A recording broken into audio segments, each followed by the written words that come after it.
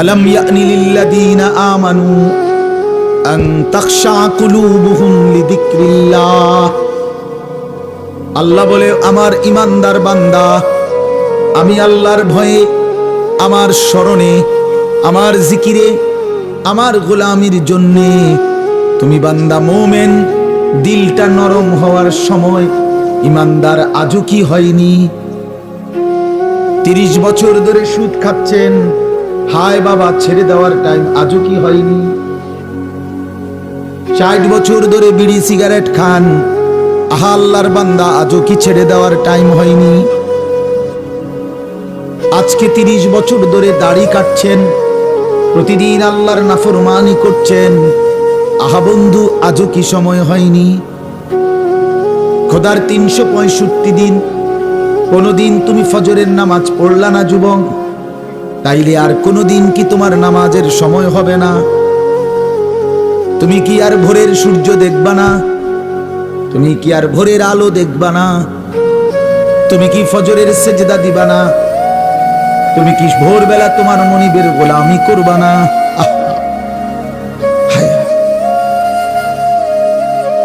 আফাহসিবতুম আন্নামা খালাকনাকুম আবাথা। আল্লাহ বলে, বান্দা তাহলে কি এই ভেবেছো আমি তোমাকে অনর্থক বানিয়েছি? ও আন্নাকুম ইলাইনা লা তুরজাউন। আল্লাহ দ্বিতীয় প্রশ্ন করেছেন, বান্দা বলো তো তুমি কি এই ভেবেছো, তুমি কি এই মনে করেছো নাকি আমি আল্লাহর কাছে তুমি ফেরত আসতে হবে না? উত্তর দেন, হ্যাঁ যেতে হবে কিনা? হাসলেও মরতে হবে, কাঁদলেও বন্ধু মরতে হবে, সুখের সাগরে ভাসলেও মরে যাবে, দুঃখের পাহাড়ে পড়ে গেলেও মরে যাবে। 3 বেলা খাবার পূর্ণ জুটলেও মৃত্যু হবে, অভুক্ত ক্ষুধার্ত আর দারিদ্র হলেও মরে যাবে, মৃত্যুবরণ করতেই হবে। কুল ইন্নাল মাউতাল্লাযী তাফিরুনা মিনহু ফাইন্নাহু মুলাকীকুম। আল্লাহ বলে, বন্ধু বলে দেন আমার বান্দারা, মৃত্যু থেকে তোমরা যেখানেই পলায়ন করো না কেন, সে নিশ্চিত তোমাদের সাথে মোলাকাত করবে। ফাইন্নাহু মুলাকীকুম সুম্মা তুরাদ্দুনা ইলা আলিমিল গায়বি ওয়াশ শাহাদা। অতঃপর আল্লাহ বলেন, সবাইকে মৃত্যুর মাধ্যমে প্রকাশ্য এবং গোপন সব কিছু জাননেওয়ালা সত্তা মহান আল্লাহর নিকটেই ফেরত নেওয়া হবে। হবে কিনা? ইলা রাব্বিকা মুনতাহাহা। আল্লাহ বলে, তোমার রবের কাছেই তোমার শেষ ঠিকানা। ইলাইহিল মাসির, তার কাছেই প্রত্যাবর্তন। ইলাইহি তুরজাউন, তার কাছেই ফেরত যাবে।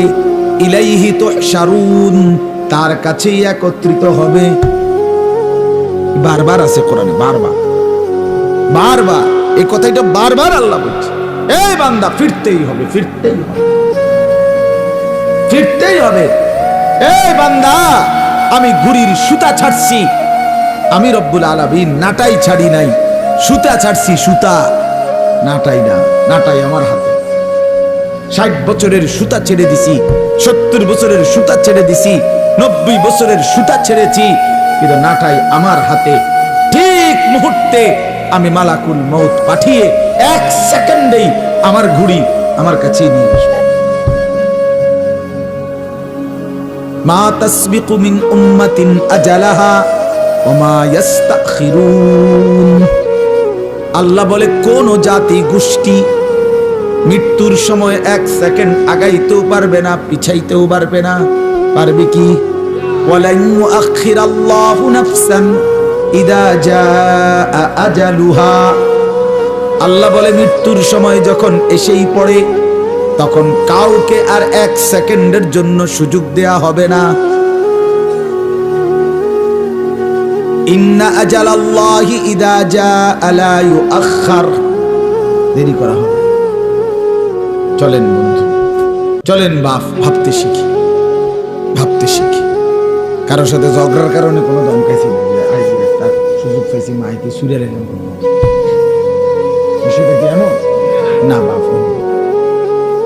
কসম আল্লাহর, এমন না। রাগের কি আছে, মারামারি ঝগড়াঝাটির তো কিচ্ছু না। অনুভূতি জাগাতে চাই, বিবেক জাগাইতে চাই, নওজওয়ানদেরকেও জাগান। মুরব্বী বাবা চাচা আপনারাও জাগেন। আপনাদের ঘর, আপনাদের পরিবার, আপনাদের স্ত্রী সন্তান, মানুষগুলো নিয়ে যদি সুন্দর হয়, নিজের স্ত্রী, নিজের ছেলে মেয়ে, নিজের জীবন, খোদার কসম বা এই মানুষ যারা, মানে আমি, আমার স্ত্রী, আমার ছেলে মেয়ে, আমার ফ্যামিলি, তাদের দিন, তাদের চরিত্র, তাদের আখলাক, তাদের নামাজ, তাদের বন্দেগী, আল্লাহর কসম এটাই জীবনের সার্থকতা। এটাই জীবনের সারা জিন্দেগীর মেহনতের, পরিশ্রমের সফলতা। সারা জীবন পরিশ্রম করে 60 বছরে আমি শুধু খাট পালং সোফার ফার্নিচার বানাইলাম, আসবাবপত্র আর গহনা বানাইলাম, ইট বালু আর সিমেন্ট আর টাইলসের মেহনতি করে গেলাম, এটা তেমন উল্লেখযোগ্য কিছুই হলো না। পরবর্তী আপনার ইন্তেকালের পরে 20 বছরের ব্যবধানে একটা ফার্নিচারও আমনের টিক ঘরে থাকে। এই সোফা পৃথিবীর সবচেয়ে দামি কাঠ দিয়া বানাইলেও বন্ধু আমার, বাপ আমার, আপনার মৃত্যুর 20 বছরের ভিতরে আপনার জেনারেশন, ছেলে মেয়ে, নাতি নাতনি, কেউ এগুলো রাখবে না।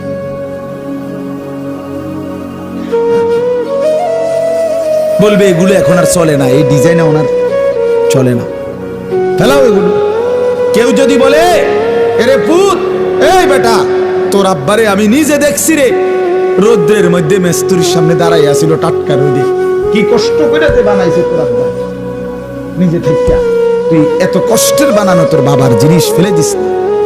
ছেলেটা বলবে না কাকা, কি কর, জিনিস চলে না, এটি লইয়া বইয়া থাকলে ঠিক কিনা বলেন, এটা চলে না।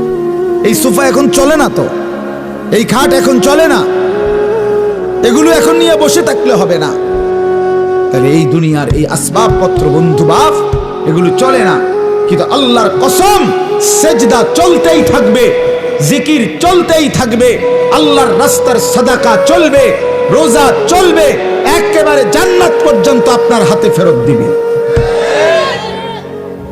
আররাফাহা লাহুম আররাফাহা ইয়ারিফুনাহা, কোরআনে আছে, তাফসীরে লিখছে, আল্লাহ তাআলা জান্নাতের মধ্যে জান্নাতি বান্দাকে তার দুনিয়ার প্রত্যেকটা আমলের কোনটার বিনিময়ে কতটুকু দিছে নিয়ামত জান্নাতে, এটা আলাদা আলাদা দাগ নম্বর, খতিয়ান নম্বর, বিএস নম্বর, সিএস নম্বর, আরএস নম্বরের মতো মিলাইয়া দিবে। এ বলে দিবে 5ই মার্চ 2024 রোজ মঙ্গলবার 10টা 47-এর সময় ফেরেশতা বলে, আপনি যে একবার সুবহানাল্লাহ পড়ছিলেন, এই সুবহানাল্লাহর বিনিময়ে আপনি জান্নাতের এইটুকু নিয়ামত পাইছেন, বুঝে নেন।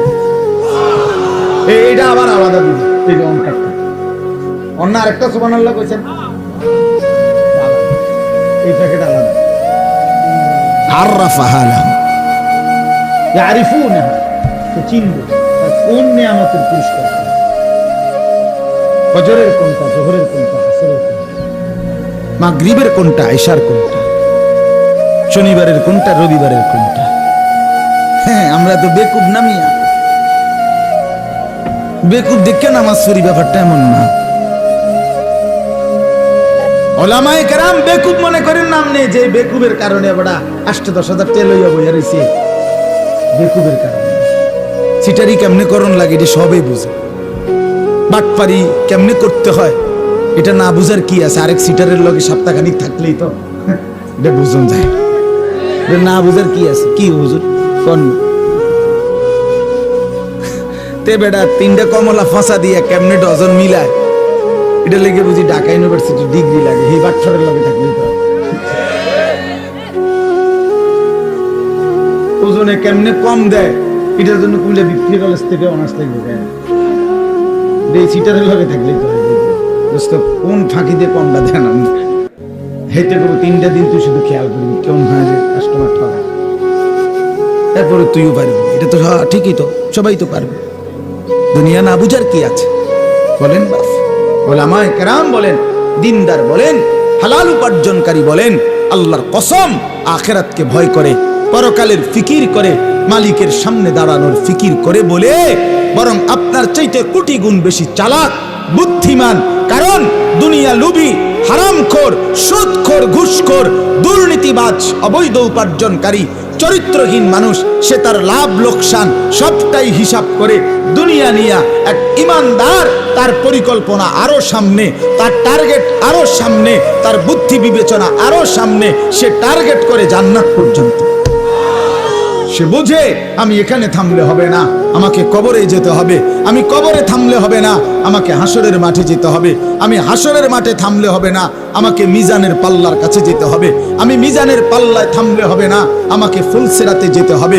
আমি ফুলসিরাতে থামলে হবে না, আমাকে জান্নাতে ঢুকতে হবে। যেদিন জান্নাতে ঢুকবে সেদিন ইমানদার বলবে ওয়াকালুল হামদুলিল্লাহিল্লাযী আযহাবা আন্নাল হাযান ইন্না রাব্বানা লাগাফুরুন শাকুর। আল্লাহ বলেন জান্নাতি জান্নাতে ঢুকে বলবে আল্লাহ আপনার প্রশংসা, আজকে গিয়ে জিন্দেগীর সব পেরেশানি দূর হলো। ওয়াকালুল হামদুলিল্লাহিল্লাযী আযহাবা আন্নাল হাযান, চিন্তা সব দূর হয়ে গেল। قالوا الحمد لله الذي صدقنا وعده وأورثنا الأرض نتبوأ من الجنة سبحان الله حيث نشاء। তৃপ্ত হবে সেদিন, জান্নাতে যাবে দিন। এজন্য টার্গেট তো জিন্দেগীর, জীবনের টার্গেট তো ওই পর্যন্ত। এখানে থেমে গেলে হবে না যুবক ভাই, এখানে থামলে হবে না। শুধু এই নারীর পিছনে শেষ হলে হবে না বন্ধু, তোমাকে আরো সামনে যেতে হবে। শুধু এক নারী, এক মোবাইল, এক ছবি, এক নর্তকী, আল্লাহর কসম বন্ধু, এখানেই তোমার শেষ না, আরো যেতে হবে তোমাকে। তুমি চাইলেও যেতে হবে, না চাইলেও যেতে হবে। হাসরের ময়দানে তুমি দাঁড়াইতেই হবে, ফুলসিরাত তোমাকে পার হইতে হবে। তুমি না চাইলে ফেরেশতা তোমার ধাক্কাইয়া সামনে নেবে, যা বেটা, ধাক্কাইতে ধাক্কাইতে জাহান্নামে ছুঁড়ে মারবে। ইয়াসলাহা মাযমুমান মাদহুরা, কোরআনে আল্লাহ বলছে জাহান্নামীকে বেইজ্জতি করে, লাঞ্ছিত করে, অপদস্থ করে এরপরে ধাক্কা দিতে দিতে জাহান্নামের দিকে ঠেলে নেওয়া।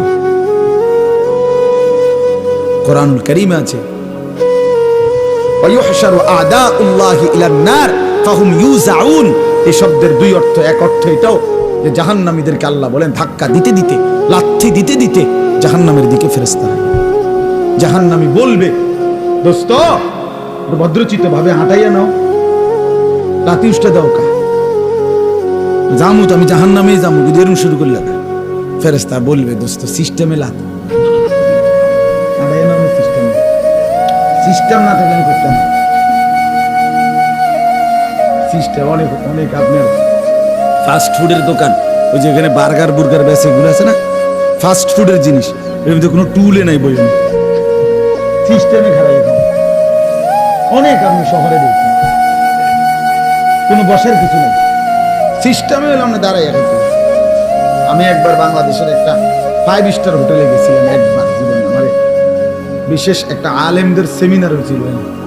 পরে ওই 5 স্টার হোটেলে গিয়ে খানার টাইমে খানার জন্য গেছি, যেখানে বড় রুম, ওইখানে কইলো যে খানা কো, আমি কইলাম টেবিল কই, আর সাইডে দিয়ে শুধু কত দিয়ে ফুল আছে, আরে এরকম লম্বা, আর ওইখানে যেখানে তারা খানা রেডি করে রাখছে, ওখান থেকে গিয়া দাঁড়াইয়া কই তুইব, ওখানে তারা দিলে ওই থেকে নিজে হাতে করে আইন না, তারপরে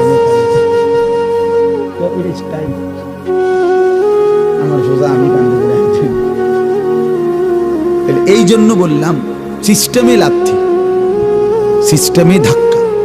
আল্লাহ আমাদেরকে মাফ করে দেন। আমি বন্ধু ফিরাইতে চাচ্ছি আপনাদেরকে, এটা বুঝাইতে চাইলাম, দয়া করে হায়াতের কদর করেন, নিজের জীবনে রহম করেন।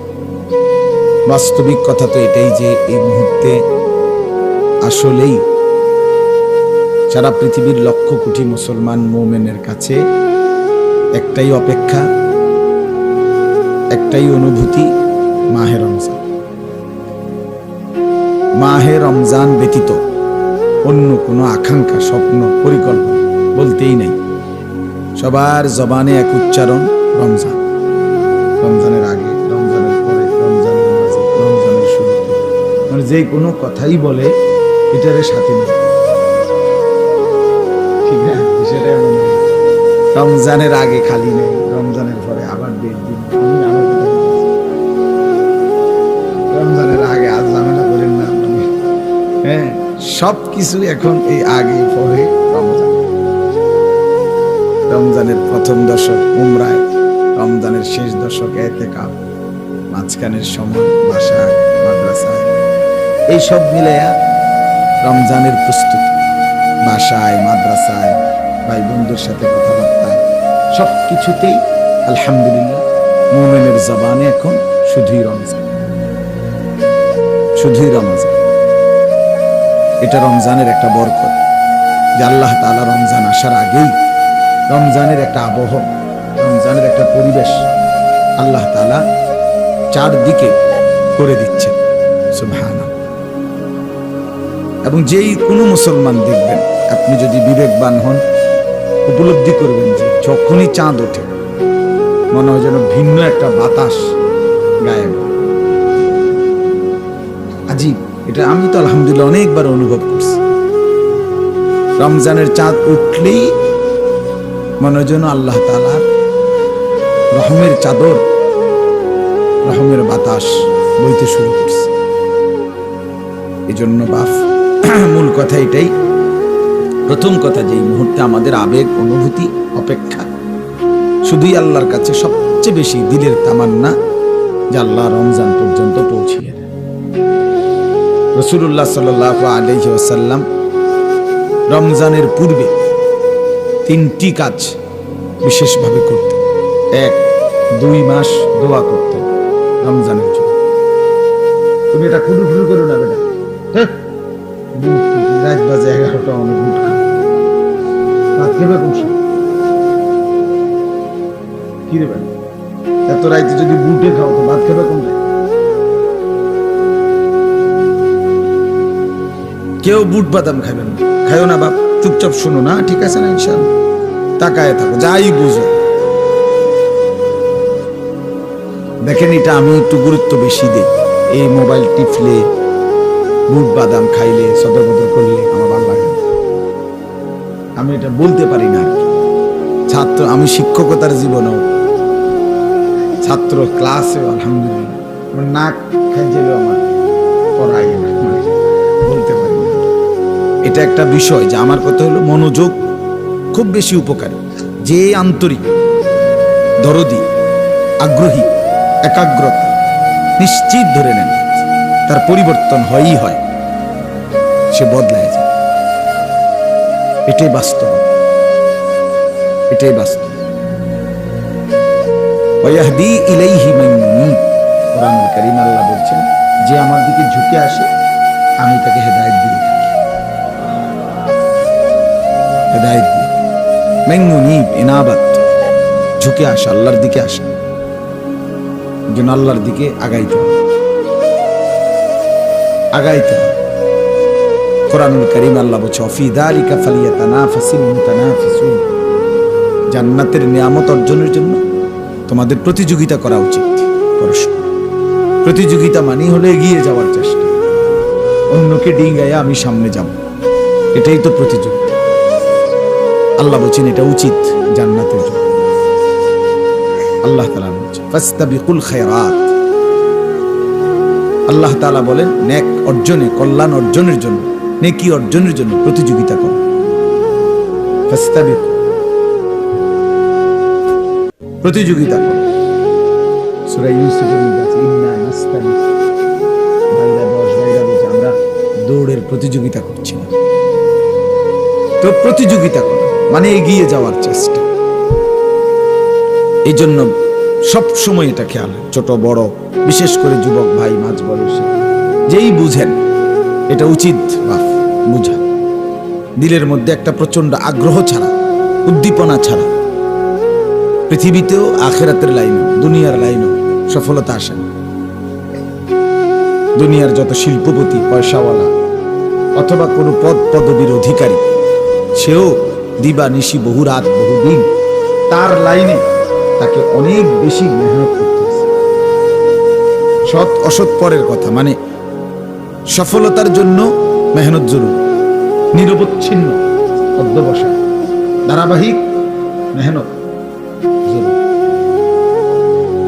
আখিরাতের লাইনেও যারা আল্লাহর নেক বান্দা, আল্লাহর ওলি, আল্লাহর প্রিয় বান্দা, প্রত্যেকেই খুব বেশি পরিমাণ ইবাদত আমলে মেহনত করছেন, রাত দিন বিনিময়ে তার আল্লাহর প্রিয় পাত্র হয়েছেন।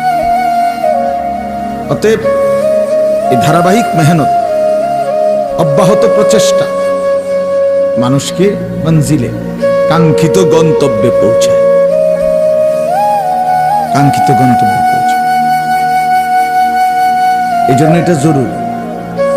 যত ছেলে পেলে, নারী পুরুষ দেখবেন গাফেল, এই ফালতুদেরকে দিয়ে কোনো কাজ হয় না, দুনিয়ারও না আখেরাতও না।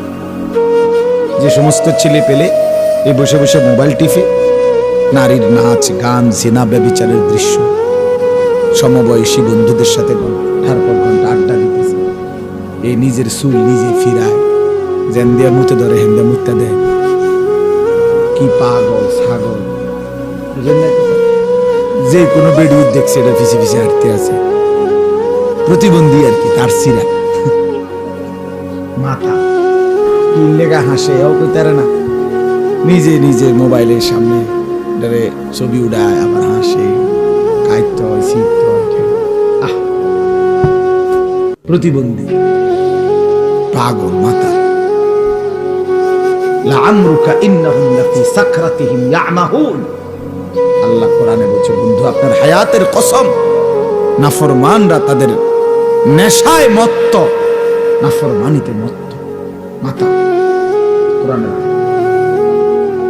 নবীজি আল্লাহ বলছে, আপনার জিন্দেগীর কসম বন্ধু, ইন্নাহুম লাফি সাকরাতিহিম ইয়ামাহুন, তারা তাদের মাতলামিতে ডুবে আছে, নেশায় মত্ত হয়ে আছে। এজন্য আল্লাহ বলছে এরা মাতাল, এরা মাতাল, এরা নেশায় আছে, যাদের জীবনে কোনো ইবাদত নেই, বন্দেগী নেই, আত্মসম্মান, আত্মপরিচয় নেই। কেন আসলাম, কোত্থেকে আসলাম, কে পাঠাইলো, কেন পাঠাইলো, করছিটা কি, উচিত কি, যাব কোথায়, ফিরবো কোথায়, কে জানে কোত্থেকে আসছি, কে জানে কেন আসছি। আফাহাসিবতুম আন্নামা খালাকনাকুম আবাসা। আল্লাহ জিজ্ঞেস করছে, বান্দা কি ব্যাপার, তুমি কি এই ভেবেছ যে আমি আল্লাহ তোমাকে অনর্থক বানিয়েছি, কোনো উদ্দেশ্য নাই আমার? কেমনে ভাবলা বান্দা? 9 মাস মায়ের পেটে রেখে অন্ধকারের ভেতরে আমি তিল তিল করে নিজের হাতে যত্ন করে তোমাকে সাজিয়েছি। আমি তো সেই আল্লাহ যে আল্লাহ কোন বললেই হয়ে যায়, 1 সেকেন্ডে হয়ে যাওয়ার কথা, সেই তোমাকে আমি 1 সেকেন্ডে না বানিয়ে 9 মাস লাগাইছি। কি পরিমাণ যত্ন নিছি, কি পরিমাণ সাজিয়েছি। ওয়ালাকাদ খালাকনাকুম সুম্মা সাব্বারনাকুম। কোরআনের আয়াত। আল্লাহ বলে, আমি তোমাদেরকে বানিয়েছি, আমি তোমাদেরকে সাজিয়েছি। তাসবির ফি আইয়ি সূরাতিন মা শাআ রাক্কাবা। আমি যেমন আকৃতি, যেমন চেহারা, আল্লাহ বলেন সেটা আমি আমার পছন্দ মতো ড্রয়িং করেছি, ডিজাইন করেছি, সাজিয়েছি। এত যত্ন, 9 মাস বিনিময়ে তুমি, ভাই আপনারা নিচে বসেন, ওই যে ওখানে বসেন, মোটরসাইকেলের উপর কোন স্টাইল এটা?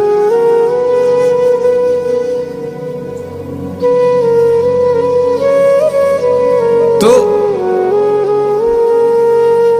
আমি এটা সবসময় দায়িত্ব বোধ করি। আমার চোখের সামনে যতক্ষণ যে কয়জন, তাদের ব্যাপারে আমি আমার কাছে এটা আমানত। কথা বুঝছেন না? নজরের বাহিরে যে তারে নিয়ে আমার কোনো পেরেশানি নেই, চোখের সামনে যারা, তাদের সময় আমার কাছে আমানত। কাজে আমি এটাকে সর্বোচ্চ উত্তমভাবে ব্যয় করার চেষ্টা করা আমার দায়িত্ব, আমার জিম্মাদারি এটা। এই জন্য আমি খুব নজর রাখি, ডানে বামে খেয়াল চেষ্টা করি যে খামখেয়ালি কেউ না করে। তাইলে বাপ আল্লাহ তাআলা বললেন, বান্দা তোমরা কি এই ভেবেছো আমি তোমাদেরকে অনর্থক বানিয়েছি? তো উত্তর দেন না কেন? আল্লাহ জিজ্ঞেস করছে তো, বলেন না আপনাদের, আমরা সবাই উত্তর দেন যে আল্লাহ আপনাদেরকে জানতে চাচ্ছে, আমার বান্দা তোমরা কি এই ভেবেছো আমি তোমাদেরকে অনর্থক বানিয়েছি? সবাই উত্তর দেন। যদি উত্তর দিয়ে থাকেন তো এবার আপনি আপনার হিসাব বলেন। সারাদিনে যারা এক ওয়াক্ত নামাজ পড়েন নাই, ছেলেরা তোমরা যারা পড়ো নাই, তো বাপ তুমি বলো তোমাকে আল্লাহ তাআলা কি জন্য বানিয়েছে? সারাদিনে যারা দিবানিশি মোবাইলে নাচ গান উলঙ্গ ছবি দেখো, দোস্ত বলো তুমি অপদার্থকে, তুমি অসভ্যকে আল্লাহ কেন বানিয়েছে? তোমার সাথে জানোয়ারের তফাৎ কি? বলো ভাইয়া। গত 1 বছর ধরে যারা কোনোদিন খোদার 365 দিন ফজরের নামাজ পড়লা না, তুমি বলো বন্ধু তোমার পরিচয় মানুষ কেন? কিভাবে তুমি মানুষ? কোন সূত্রে তুমি মানুষ? ভাত খাও দেখা তো জন্তু জানোয়ার খায় না, কথা কর না কেন? তুমি পেশাব পায়খানা করো দেখা মানুষ, জন্তু জানোয়ার পেশাব পায়খানা করে না। তুমি ঘুমাও দেখা মানুষ, তো জন্তু জানোয়ার ঘুমায় না। তোমার যৌন চাহিদা, জৈবিক চাহিদা আছে এই জন্য মানুষ, তো জন্তু জানোয়ারের জৈবিক চাহিদা নাই। গরু ছাগলের ছাওয়া হয় না, কুকুর বিড়ালের বাচ্চা হয় না, তো কি সূত্রে তুমি মানুষ? ওই ভাই মোবাইলটা নামান, এমনি শুনেন, আমার দিকে তাকায় শুনেন, নামান এটা নামান, হাতে ধরে মোবাইল ধরে নেন। আপনি ফিকির করেন, মোবাইলে অনেক ওয়াজ আছে, হাজার হাজার লাখ লাখ ওয়াজ, সব বক্তা, আমাদেরও আছে, অন্য বক্তাদেরও আছে। হুজুরের হোতাইয়া, কাজ করিয়া, শীত করিয়া, টানাইয়া, লম্বা করিয়া, হাড় করাইয়া, সব ধরনের ওয়াজ আছে। বুঝেন নাই কথা? দোস্ত সামনাসামনি শুনি, বলে কিভাবে আমি আমার পরিচয় বুঝাই দেই। আমি যে মানুষ, আমি যে ছাগল না, আমি যে গরু না, কুকুর না, বিড়াল না, আমি যে কুকুর না, শুকর না, তফাৎ কোথায়? তফাৎ কোথায়? আমার বন্ধু বলে, বেনামাজি ছেলে বলো মিয়া, আজকে সারাদিনে যারা 1 ওয়াক্ত নামাজ পড়ো নাই, দাঁড়াও বলো অপদার্থ পৃথিবীতে কেন আসছো? কত লক্ষ নারী দেখলে শখ মিটবে? কত উলঙ্গ ছবি দেখলে তৃপ্তি হবে? আর কত সুদের টাকা গুনলে অভাব যাবে? আর কত টাকা কিস্তি নিলে আপনার সংসারের অভাব বুঝবে? বলেন না ফরমান, হারামখোর, সুদখোর বলেন।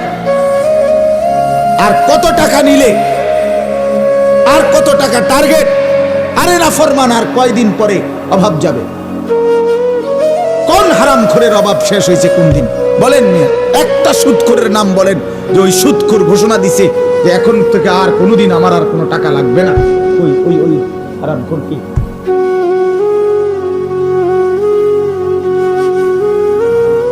নবী সাল্লাল্লাহু আলাইহি ওয়াসাল্লাম বলছেন, লা ইয়ামলাউ জাওফু ইবনু আদামা ইল্লা তুরাব, বনি আদমের পেট ভরবে না কোনোদিন কবরের মাটি ঢোকা পর্যন্ত।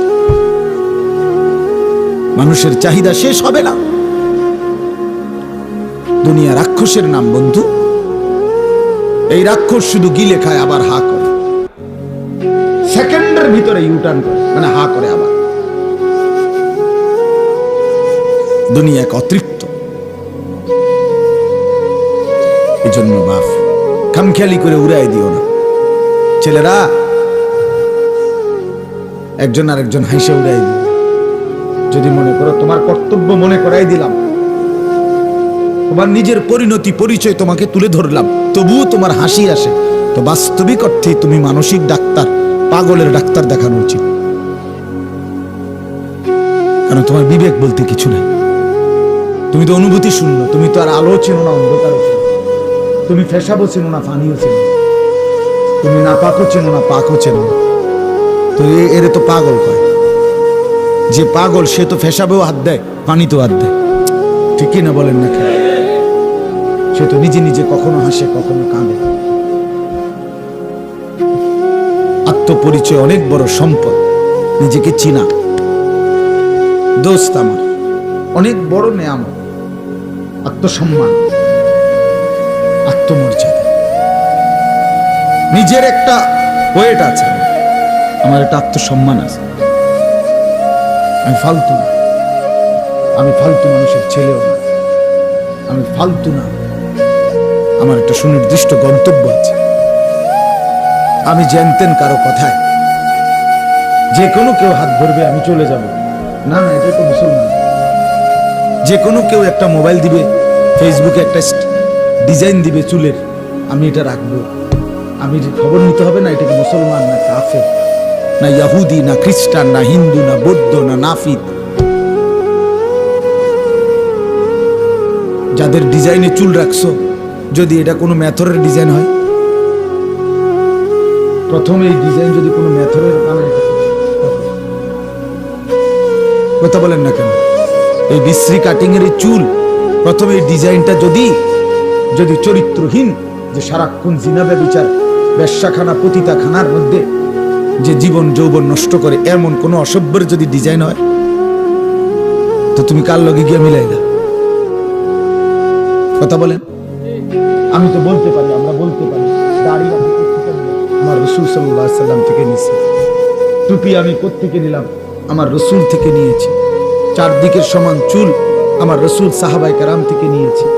পাঞ্জাবি আমি কোত্থেকে নিলাম? আমার রাসূল কামিজ পাঞ্জাবি পরতেন। লুঙ্গি আমি কোত্থেকে নিলাম? আমার নবী সাল্লাল্লাহু আলাইহি সাল্লাম মৃত্যু পর্যন্ত লুঙ্গি পরিধান করছেন। মিসওয়াক আমি কোত্থেকে নিলাম? আমার রাসূল সাল্লাল্লাহু আলাইহি সাল্লাম মৃত্যুর শেষ মিনিট, আখিরি মৃত্যু পর্যন্ত তিনি মিসওয়াকি কি করেছেন? ব্যবহার করেছেন। আমি তাসবিহ কোত্থেকে নিলাম? রাসূলুল্লাহ সাল্লাল্লাহু আলাইহি সাল্লাম আজীবন আল্লাহ তাআলার জিকির তাসবিহাত আদায় করতেন। তুমি বলো মিয়া, তুমি বলো আমি টয়লেট পেপার কেন? রাসূলুল্লাহ সাল্লাল্লাহু আলাইহি সাল্লাম সাহাবায়ে কেরাম আমৃত্যু ওযুতে, আরে পেশাব পায়খানার মধ্যে ঢিলা কুলুপ ব্যবহার করছে। আমারটা আমি বললাম, তোমারটা বলো। বলো ছেলেরা, বাবারা বলেন, এই বিড়ি খান না বুড়া মিয়া, আমনে বলেন আমনের এই বিড়ির মডেল আপনি কার থেকে নিছেন? 60 বছর বয়সে এখনো বিড়ি খান, শরম কোন দিন আসবে মিয়া? এত বড় বুড়ো মানুষের এত এখনো আক্কল হয়েছে না? 60 বছর বয়স এখনো সাদওয়ানে বেডির নাচ সান, কত বড় বেহায়া বেড়াল কি? ওই বুড়া মানুষ একদম বেদ্য বলেন, ওই বেহায়া হয়নি। হ্যাঁ, আপনি রাগ হইয়েন না। যার দোষ নাই তার রাগ হবেন কেন? আর যে অপরাধী আপনি রাগ হইলে আমার অসুবিধা কি? কথা বলেন না কেন? আপনি রাগ হবেন কেন? আপনি 60 বছর বয়সেও এই অসভ্য অভ্যাস ছাড়বেন না কেন? 60 বছরের মুসলমান কেমনে এখনো কথা বলতে আগ করলে গালি দেয় কেমনে? গালি লইয়া কথা কয় কেমনে? কথা কন না, মুসলমান না। 60 বছরের চাচা আপনি আজও সুদ খান, এখনো কিস্তি লন মিয়া।